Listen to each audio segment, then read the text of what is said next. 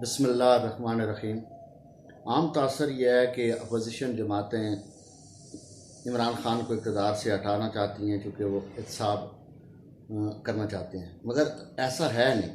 Opposition جماعتوں پر اگر ایک ایک جماعت کے کنڈکٹ پر نظر رکھی جائے تو ان کا مقصد واضح ہے کہ وہ اس کے علاوہ بھی کچھ مقصد رکھتے ہیں۔ مثال کے طور پر آپ کے تجزیے میں یہ بات آئی ہوگی کہ مولانا فضل الرحمان نے سب سے پہلے فاٹا کو کے پی کے میں مرج کرنے کی مخالفت کی اور بہت زیادہ مخالفت کی۔ اس کی وجہ یہ تھی کہ وہ افغانستان کے لیے یہ پراکسی برقرار رکھنا چاہتے تھے، بلکہ یہ پراکسی کے اڈے ہیں جہاں پہ پاکستان کے خلاف را اور موساد مل کے یہاں پر جنگ کا ماحول پیدا کرتے ہیں۔ اسی طریقے سے اگر آپ محمود خان اچکزئی کو دیکھیں تو وہ بھی پاکستان کے پشتون بیلٹ کو ہمیشہ افغانیہ کہتا ہے۔ اسی طریقے سے آپ اے این پی کو دیکھیں تو ان کے جو رابر ہیں ولی خان اور اس سے پہلے باچا خان نے تو پاکستان میں دفن ہونا مناسب نہیں سمجھا۔ تو مولانا فضل الرحمان کا مقصد صرف گورنمنٹ کو ہٹانا نہیں ہے۔ آپ ابھی دیکھیں جو انہوں نے ایف اے ٹی ایف کا فیصلہ آنے سے صرف 4 دن پہلے ایک ڈنڈا بردار فورس تشکیل دی، اس کا جو ٹریننگ کرنے کا طریقہ کار ہے، جو پریڈ کرنے کا طریقہ کار ہے، وہ مکمل طور پر انڈین دہشت گرد تنظیم RSS سے بالکل ملتا جلتا ہے۔ یہ ہے کیا؟ بنیادی طور پر پاکستان کو یہ بات سمجھنے کی ضرورت ہے کہ جب انڈیا مشکل میں آیا تو اس بالکل کشمیر کے معاملے کو ان اپوزیشن کی جماعتوں نے دبانے کی کوشش کی اور ایک نیا قضیہ کھڑا کیا۔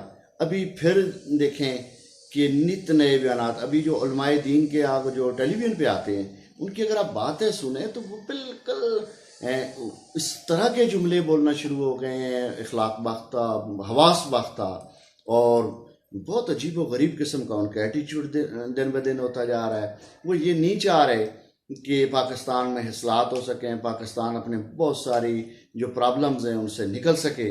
اور ایسا یہ چاہتے کیوں ہیں؟ انہوں نے نام پاکستان سے کمایا، ان کی پہچان پاکستان ہے، انہوں نے کمایا پاکستان سے، انہوں نے کھایا پاکستان سے، لیکن بنیادی طور پر وہ آئیڈیالوجی، مثال کے طور پر جمعیت علماء ہند کے بارے میں تاریخی طور پر یہ کہا جا سکتا ہے کہ پاکستان بننے کے مخالف تھے۔ ان کو کانگریسی ملاؤں کے نام سے بھی بلایا گیا۔ انہوں نے قائد اعظم محمد علی جناح کو بہت برا بلا کہا۔ آج بھی اتنا بڑا چیلنج درپیش ہے، اتنا بڑا ایونٹ کرنے جا رہے ہیں مولانا فضل الرحمان، ہر طرف سے ان کو یہ چیلنج دیا جا رہا ہے کہ قائد اعظم محمد علی جناح کی تعریف کریں، قائد اعظم محمد علی جناح کے مزار پر جائیں۔ وہ اس سے انکاری ہیں، وہ نہیں جاتے، کوئی ایک کلپ نہیں دکھایا جا سکتا۔ اسی طریقے سے میاں نواز شریف آپ دیکھیں کہ وہ ایک اتنا عرصہ پاکستان کا وزیر اعظم رہا جس کو چیلنج دیا گیا کہ ایک دفعہ اپنی زبان سے کلبھوشن یادیو کا نام لے لے، اس نے نہیں لیا۔ یہ چیزیں ہم پاکستانیوں کو یہ سوچنے پر مجبور کر رہی ہیں کہ آخر ہمارے پاکستان کا مستقبل کیا ہوگا۔ ہمارا ان لوگوں کے ہاتھوں میں ہم اپنے ملک کی تقدیر دے سکتے ہیں یا نہیں دے سکتے، یہ آج کا بڑا سوال ہے۔ اس پر ہمیں سوچنا ہے۔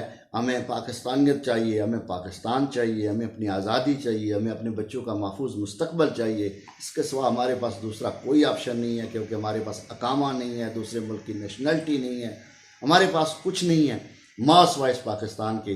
یہی ہمارا آشیانہ ہے، یہی ہمارا گھر ہے۔ ہم نے ووٹ دیتے وقت سوچنا ہے، ہم نے سپورٹ کرتے وقت سوچنا ہے، ہم نے اس ملک کو ہر حالت میں بچانا ہے، ہر قسم کی سازش سے بچانا ہے، اور یہی آج کا ہمارا موضوع ہے۔